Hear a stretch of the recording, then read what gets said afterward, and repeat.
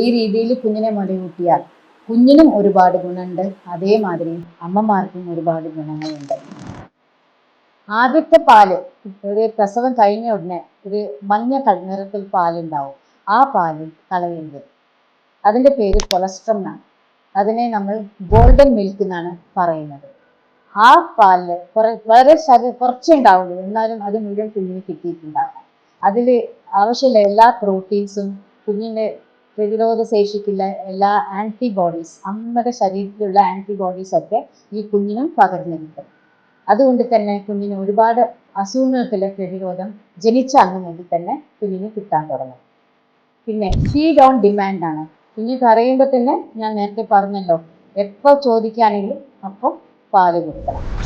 ഈ രീതിയിൽ ആദ്യത്തെ 6 മാസം മുലപ്പാൽ മാത്രം കൊടുക്കുക.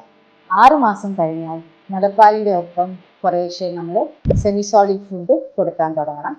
കുട്ടിക്ക് 1 വയസ്സായി കഴിഞ്ഞാൽ നമ്മൾ കഴിക്കുന്ന എല്ലാ ഭക്ഷണം ഫാമിലി പോട്ട് എന്നാണ് പറയുന്നത്. നമ്മളുടെ വീട്ടിൽ നമ്മൾ എന്തൊക്കെ ഉണ്ടാക്കുന്നു അതൊക്കെ കുഞ്ഞിന് കുറേശ്ശെ കൊടുക്കാൻ തുടങ്ങും.